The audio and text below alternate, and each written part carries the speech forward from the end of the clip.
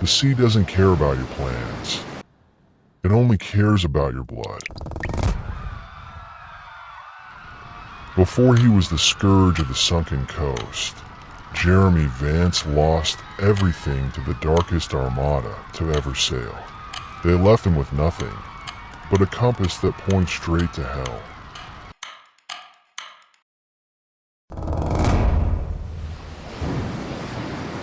Now, with a ship forged in the abyss and a crew of the damned, he is hunting the monsters who burned his world.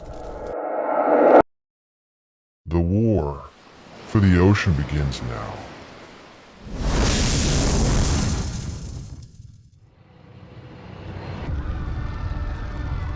The sea does not mourn, it only swallows.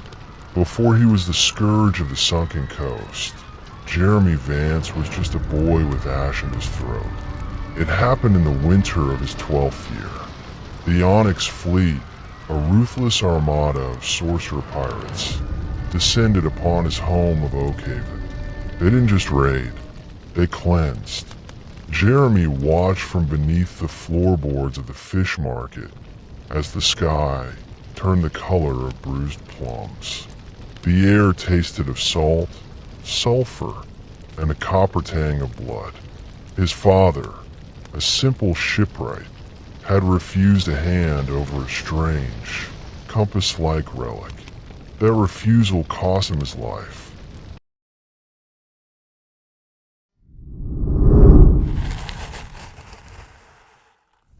When the smoke cleared, Jeremy crawled out from the ruins. His home was gone. His family was gone.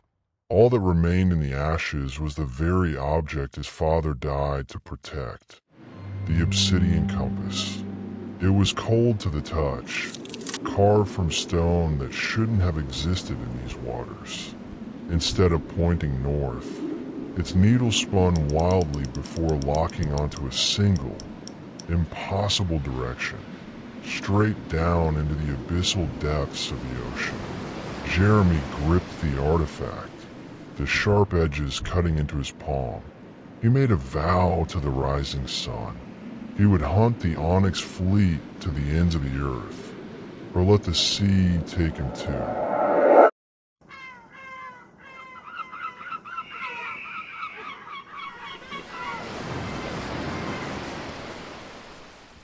8 years passed like a slow fever.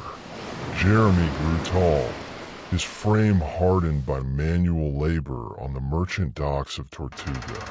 He became a ghost in the taverns, watching, listening, and learning the language of the waves. He wasn't a boy anymore. He was a weapon looking for a grip. He learned to read the clouds before a storm, and how to plunge a dagger between a man's ribs without making a sound. But a pirate without a ship is just a beggar with a blade. He needed a vessel that could brave the supernatural storms of the sunken coast.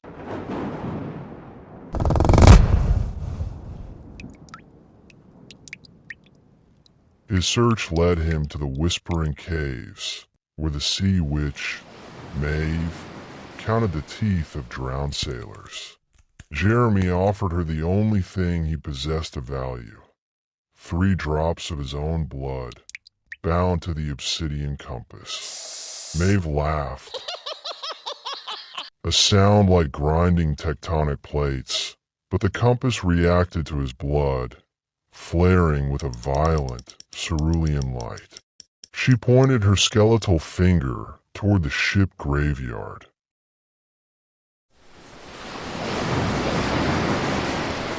A treacherous maze of splintered hulls and jagged rocks where no sane captain dared to sail. "There lies the brimstone wraith," she whispered. "A ship born of fire, waiting for a captain with ice in his veins." The journey to the graveyard was a suicide mission, navigating a stolen rowboat through the dense, unnatural fog. Jeremy guided himself solely by the erratic pulsing of the compass. The water around him was thick with the spirits of the unburied. their pale faces shimmering just beneath the surface. The air grew freezing cold. Hull after hull of legendary warships loomed out of the mist like skeletal giants, long stripped of their glory. Then, the compass stopped spinning. It pointed directly at a massive shape trapped beneath a shelf of black ice.